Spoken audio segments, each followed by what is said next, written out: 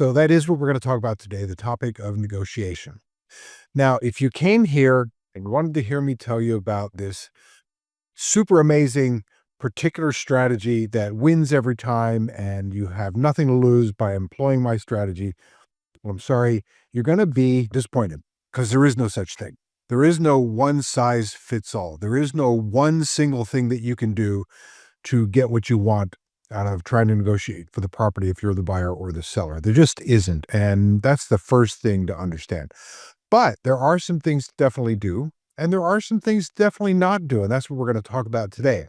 And I'm even going to give you some of my favorite tactics to use that have been quite successful. I've been doing this 22 years, almost 21, 22 years. So I've learned a few things, taken a few courses, been fairly successful, and quite frankly, know a little bit about what I'm talking about. So that's what I'm going to give you some insights in today. So things to do, things not to do, how to present yourself, and give you a few secrets later on to know, like, wow, try this, and this could just do it when all else fails. All right. So in any scenario, before you start putting your offer in, negotiating your terms, you have to realize that there are certain things to take a look at first.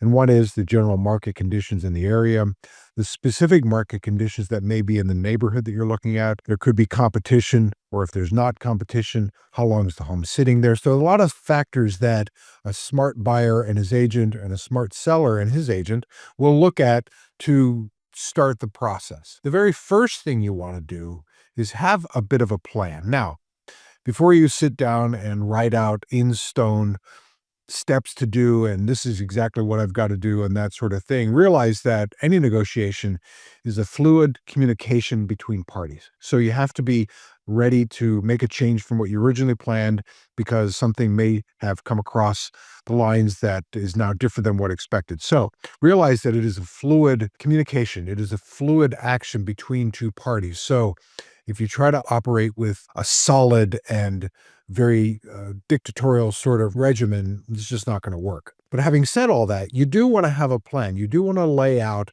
where you want to be. This is like the old adage, how do you know where you're going unless you've laid out your destination? So it's a smart thing to do is to decide upfront where you would like to end up. Now, you may or may not get there fully, and that's not necessarily a loss if you don't, but the better you are at naming out what it is you want to do, the more likely it is you're going to get there. So, of course, price is going to factor in there. But when do you want to settle? What sort of contingencies do you want to have in there to protect yourself from eventualities that might come up?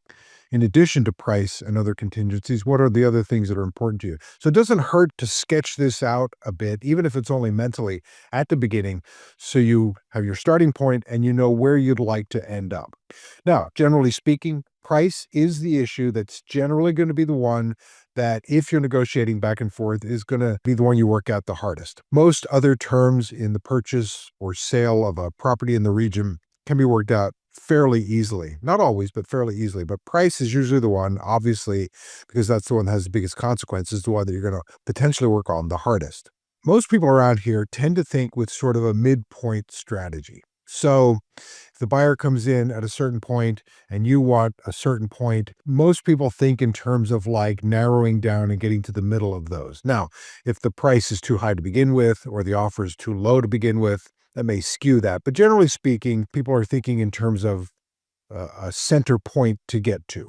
It's also pretty common to realize that most people don't want it to go back and forth too often. Now, the buyer may be a bit more aggressive. Now, another point to really realize and pay attention to is that most people get a little nervous, particularly the seller, if the price goes back and forth too many times. So if the price in the house that you're bidding on as the buyer, you feel is way out of line, then of course you're going to come in lower to try to bring it down.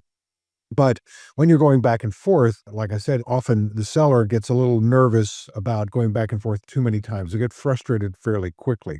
And from a buyer perspective, what you need to realize is that the longer you take this negotiation back and forth, the more there is the opportunity that some other buyer might come in. And I've seen it time and time and time again that a house might be sitting on the market for a little while with no real activity, and suddenly there are 2, 3, 4 buyers now interested in it. So you have to keep in mind the time factor in what you're doing. So set your goal out, name your starting price, have an idea of where you want to land, and then start going back and forth. Just realize that the longer the time that's involved in going back and forth, the more the likelihood is that somebody else could come in, and the seller is not obligated to continue negotiating with you if an offer does come in. So keep that in mind. That's very important. So when you are working with that strategy of a midpoint, then gauge your counters so that it looks like you're willing to negotiate. You're trying to keep to where you want to land and not giving away more than you want to, but you're also trying to make this thing happen. The biggest thing that people forget about doing is keeping the communication going. This is a communication cycle. It's a communication between two parties, the buyer and the seller. And the more we're able to keep that communication going on back and forth, the more likely we're going to get to an endpoint. As soon as one party decides to slow down or stop talking, that's when we realize we're in trouble. Now, another thing to keep in mind and to have in play is a backup plan. So let's say there's a certain price you want to get to, and the negotiation is not going so well, it's getting stuck. Now it's sometimes a good idea to employ something, if you're the buyer, employ something that the seller might find attractive. Let's say it's someone who's been in the house for a little while. There's a lot of furniture and furnishings and that sort of thing. You can offer something that then makes it easier for them to get out. Maybe you take the property without having them empty it out. Might cost you some money down the road, but cost of emptying out the house may not be as much as what you're trying to negotiate on price or that sort of thing. So have a backup plan. If you can't get this, then maybe you go for that. So don't think too solidly about what you're offering, and be willing to make other originations along the way. So have a backup plan. Now, since we are in a position now in this market to be able to negotiate and put in contingencies, so one of the contingencies that will cause a seller to have some worry as to whether you're going to continue or if there's going to be another point of negotiation is that appraisal contingency. And the appraisal contingency gives you, as the buyer, the ability to renegotiate the price and hopefully bring it down into the range that you wanted to. But the seller doesn't have to do that. So it's important to, upfront, when you're putting your offer in, to realize that there could be a negotiation point down the road and keep that in mind. So one of the things to keep in mind that you're going to negotiate with down the road and perhaps put into your initial offer is a clause where you limit the amount of appraisal deficiency, should the appraisal come in low, that you try to get the seller to do. You might agree to absorb, say, $5,000 or $10,000 of that, which will make the seller look more favorably upon you in many cases, because now he knows that you're willing to take some of the responsibility. One of the things I point out to people over and over and over again is that the appraisal that the lender is going to require does not tell you what the house is worth really. It tells the bank that they have a pretty good shot of recovering their investment should the buyer default early on in the scenario.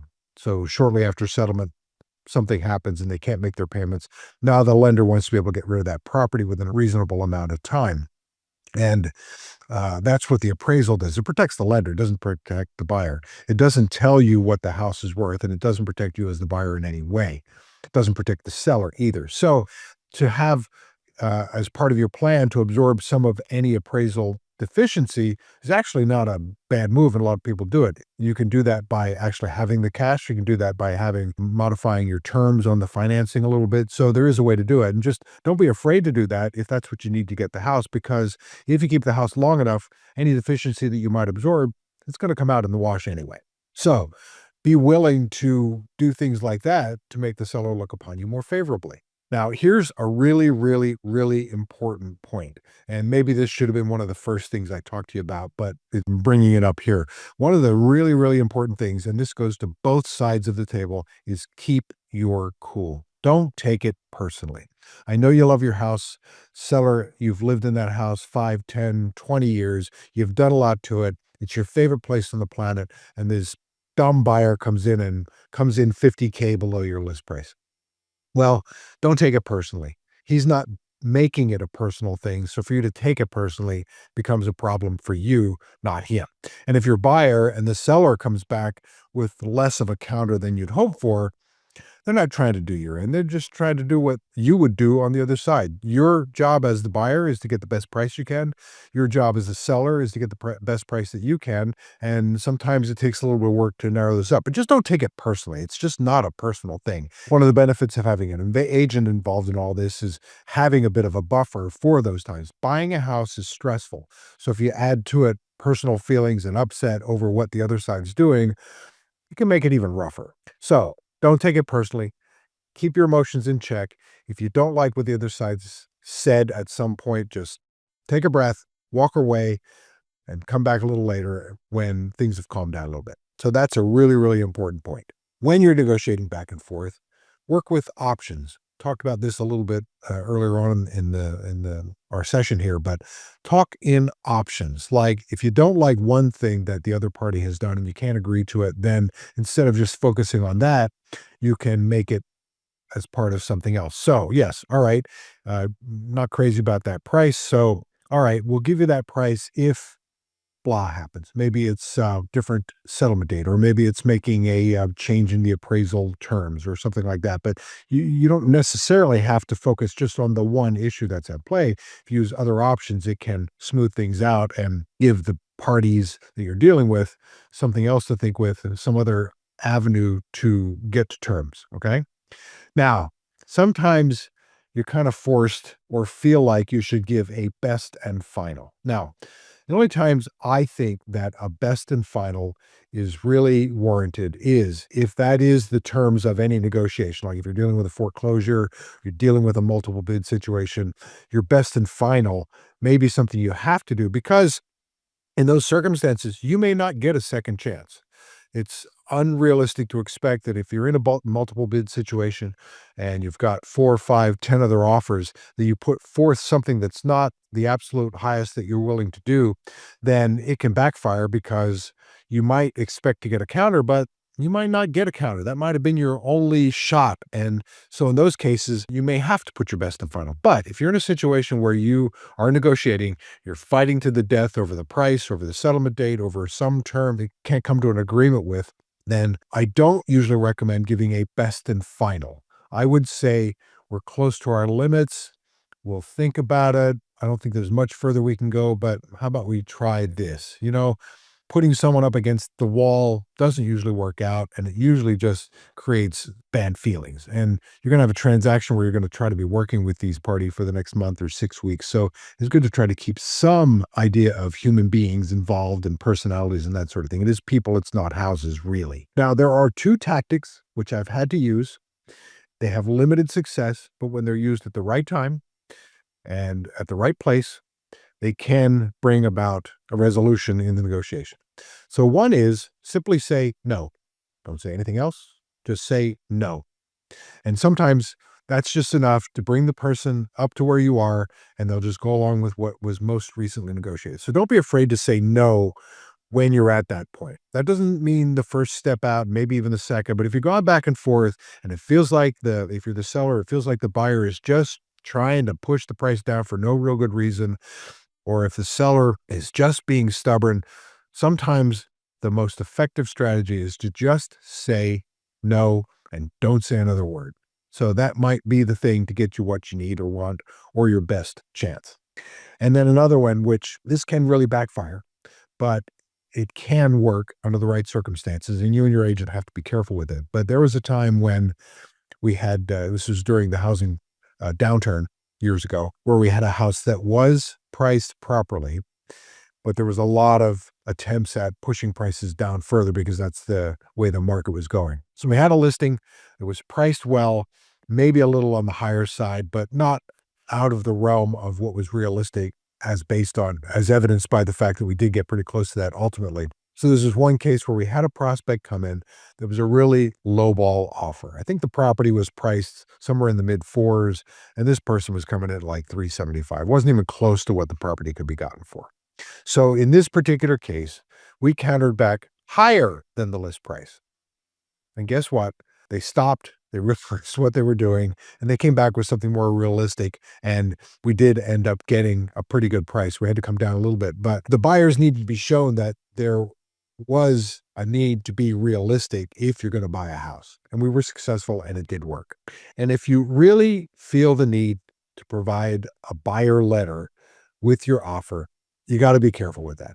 There's a lot of advice out there to agents and based on fair housing laws and things like that that are advising against doing that sort of thing because it can become and can open one up, even if it's not, but look like discriminatory practices. So, but if you really feel like you want to make a personal plea on this property, there's two things you should do if you're going to do that.